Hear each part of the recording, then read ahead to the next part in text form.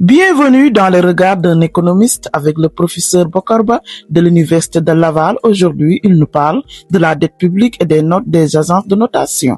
On dit souvent qu'un pays a été noté AA, AA+, AA-, triple A, BB, BB+, BB-, triple B, ou que sa note a été dégradée.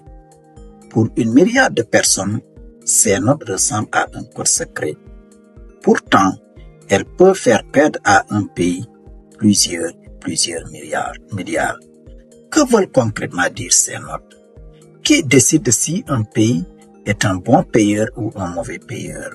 Ce pouvoir de décision est entre les mains des agences privées et les trois principales agences sont Standard & Poor's qui détient 40% des parts de marché, Moody's qui détient 35% des parts de marché et Fitch qui détient 15% des parts de marché.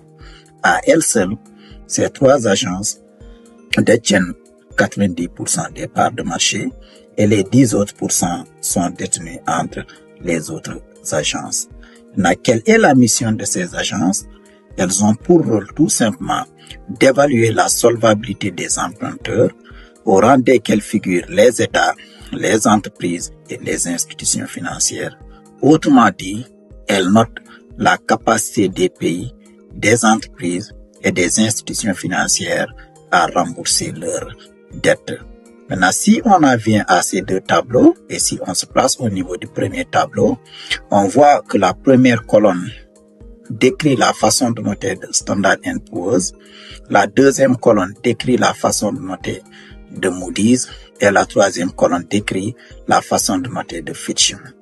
Maintenant, si on regarde bien ces deux colonnes, on voit que Standard & Poor's et Fitch ont des façons de noter qui sont similaires. Et ce qui m'a amené tout simplement à condenser ces éléments au niveau de la première colonne du deuxième tableau. Et on voit qu'au niveau de cette colonne, on a Standard & Poor's, Fitch Rating, donc qui ont des façons de noter qui sont similaires. Dans la deuxième colonne de ce tableau, on a la façon ou la manière de noter de Moody's. Dans la quatrième colonne, on a la qualité du crédit. Et dans la cinquième colonne, on a la signification. La colonne au milieu donne quelques chiffres qui permettent de voir les correspondances qui existent entre les codes alphabétiques et les codes numériques. Maintenant, ce qu'il faut comprendre est que lorsque un pays est noté 3A, triple A, et qu'à un moment donné, sa note a été dégradée, au lieu de garder les 3A, il va perdre un A et il va se retrouver avec 2 A. Maintenant, on voit qu'on a ici AA, à gauche AA+, AB, AA-. Naturellement, AA+ est supérieur à AA, supérieur à AA-. Ce qui veut dire tout simplement que si un pays est noté AA+, donc sa note est supérieure à celle d'un pays noté AA, et la note d'un pays noté AA est supérieure à celle d'un pays noté AA-. Maintenant, si un pays se trouve à la note AA-, donc il est noté AA-, et qu'à un moment donné de son histoire, sa note est dégradée, il va perdre un A. Au lieu de garder 2 A, il va perdre un A pour se retrouver tout simplement avec A tout simplement. Et là, on a au milieu A, à gauche A+, à droite on a A-. Naturellement A+, supérieur à A, supérieur à A-. Maintenant, si un pays se trouve à A-, et qu'à un moment donné, on dégrade sa note, il va perdre la cote A et il va basculer dans ce qu'on appelle la cote B. Donc là, on a triple B, à gauche triple B+, à droite on a triple B-. Naturellement, triple B+, supérieur à triple B, supérieur à triple B-. Maintenant, si un pays est à triple B et à triple B, et qu'à un moment donné de son histoire, sa note est dégradée, il va perdre un B. Au lieu d'avoir triple B, il va se retrouver avec double B. Donc, on a là double B, à gauche double B+, à droite on a double B-. Naturellement, double B+ supérieur à double B, supérieur à double B-. Maintenant, si un pays se trouve à double B-, et qu'à un moment donné, sa note est dégradée, Donc, il va perdre un B. Donc, comme il avait 2 B, il va se retrouver avec B tout simplement. B est là, à gauche B plus, à droite B moins. Et ce processus va continuer jusqu'à ce qu'on arrive à la note D. Maintenant, ce qu'il faut comprendre est que la note triple A, c'est la note par excellence.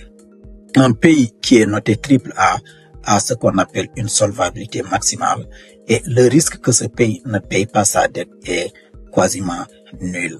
Et un pays qui a double A, entre double A plus et double A moins en passant par double A une très bonne situation de crédit, une très bonne qualité de crédit. Et un pays qui a A reste quand même, que ça soit A plus, A moins ou A une qualité de crédit qui est bonne. Maintenant, ce qu'il faut comprendre, tant qu'on est au-dessus de B, que ça soit au-dessus de triple B, pardon, que ça soit BB plus, BB moins, on a quand même une qualité de crédit qui est bonne. Maintenant, lorsqu'on descend à triple B, c'est là qu'il y a un problème. Donc, on bascule dans ce qu'on appelle dans la zone spéculative. Donc, tout pays qui est noté BB plus, BB moins, B plus, B moins, ainsi de suite, en allant vers le bas, a une dette qui est risquée. Et plus on va vers le bas, plus la dette est risquée et plus le pays va souscrire à un taux d'intérêt très élevé. Ce qui fait que, par exemple, que les pays qui sont à ce niveau-là ont des taux d'intérêt, souscrivent les dettes à des taux d'intérêt qui sont très élevés. Maintenant, si on peut se retrouver à être noté D, dans ce cas, on constate un défaut de paiement pour ce pays. Ce qu'il faut comprendre tout simplement à travers ces deux tableaux est qu'une note, ce n'est pas qu'un symbole, ce sont des milliards et des milliards en jeu pour un pays entier, car cette note détermine le niveau du taux d'intérêt auquel le pays s'endette.